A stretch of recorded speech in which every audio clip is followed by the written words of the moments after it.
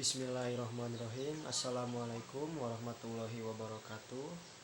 Perkenalkan, nama saya Indra Permana Putra dari Prodi Manajemen A. Nomor induk mahasiswa saya 210112119.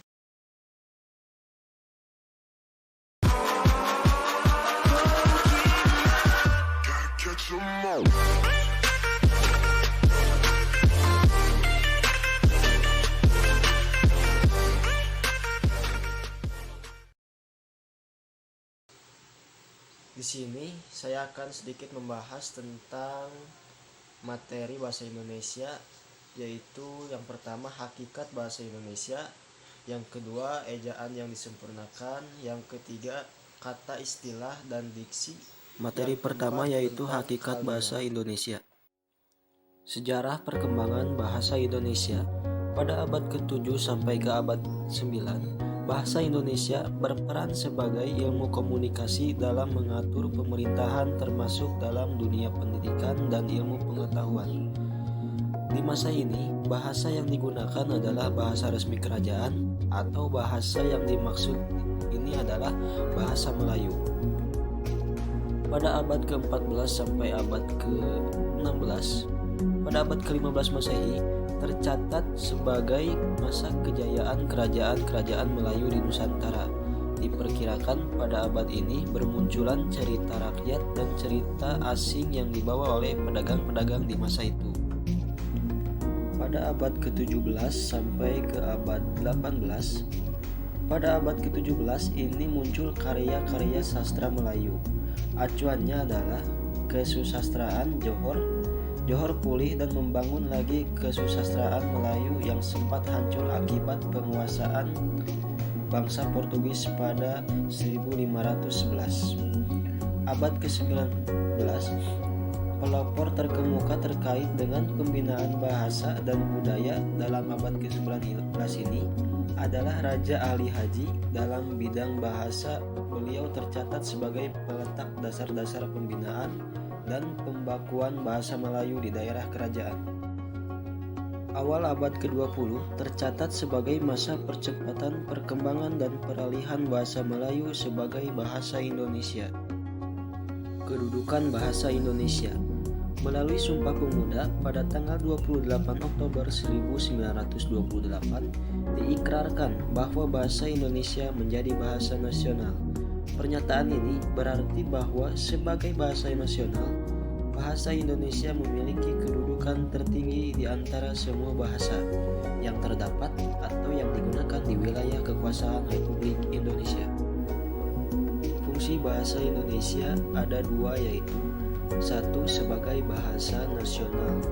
Bahasa Indonesia memiliki fungsi sebagai berikut: lambang kebanggaan nasional, lambang identitas nasional, alat pemersatu berbagai masyarakat yang berbeda-beda latar belakang sosial, budaya, dan bahasanya, alat penghubung antar budaya dan antar daerah. 2. Sebagai bahasa negara.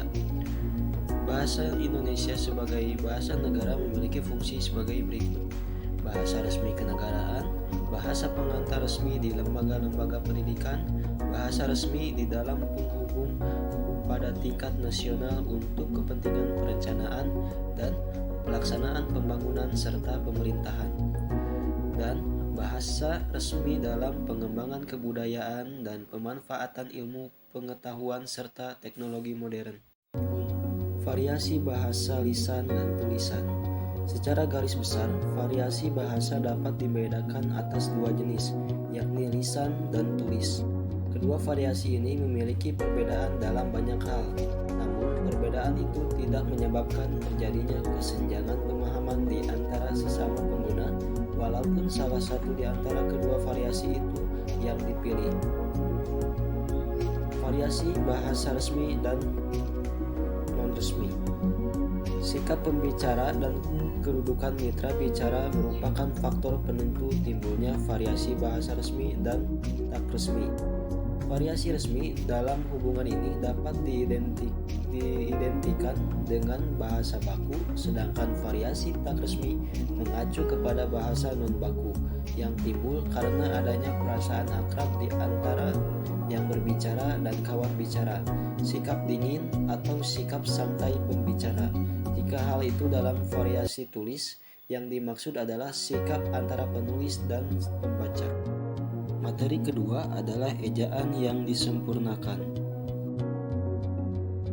Ejaan yang pernah berlaku di Indonesia, satu ejaan Van Ophuijsen pada tahun 1901 ditetapkan ejaan bahasa Melayu dengan huruf Latin yang disebut dengan ejaan Van Ophuijsen.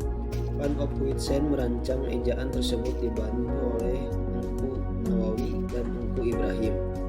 Hal-hal yang menonjol dalam ejaan ini berupa huruf J untuk penulisan kata yang, ayah, sayang, dan huruf OE untuk penulisan kata-kata guru, itu, dan Umar.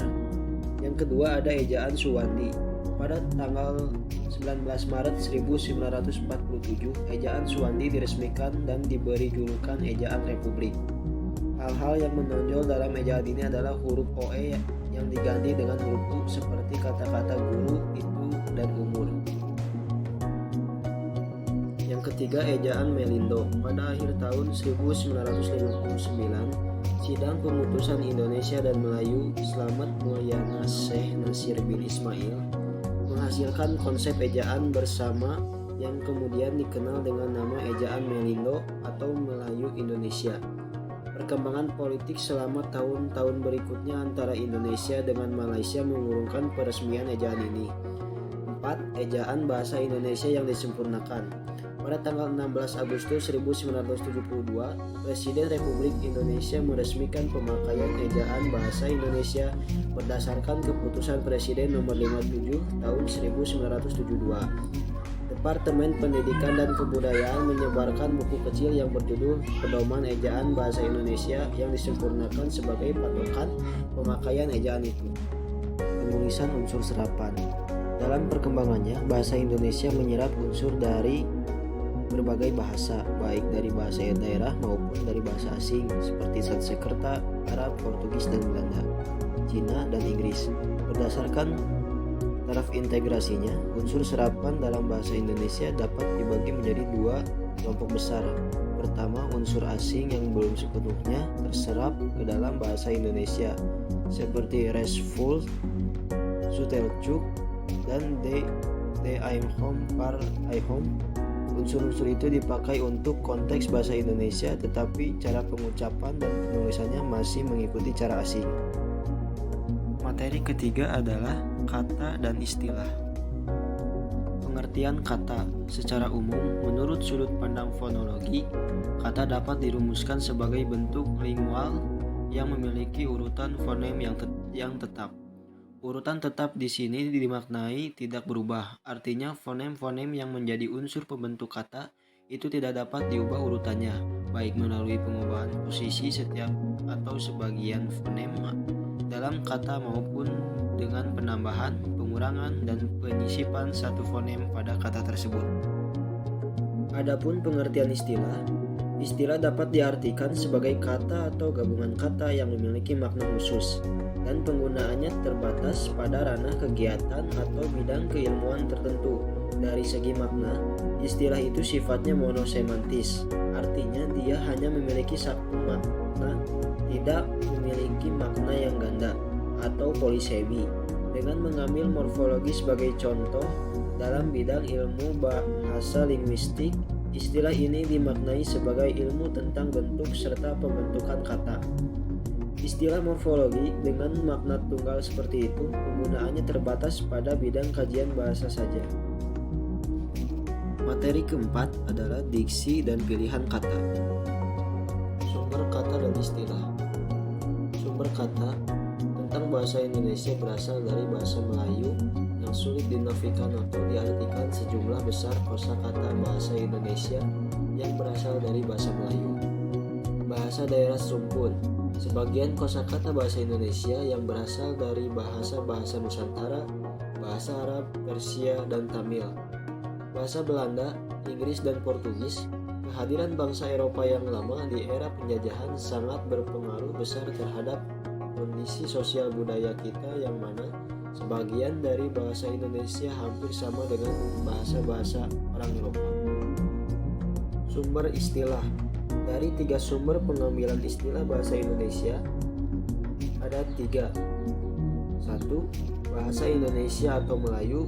2. Bahasa-bahasa daerah serumpun. 3. Bahasa asing. Materi terakhir adalah kalimat.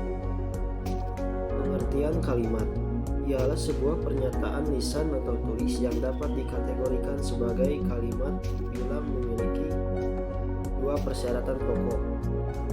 Unsur-unsur. Ada subjek.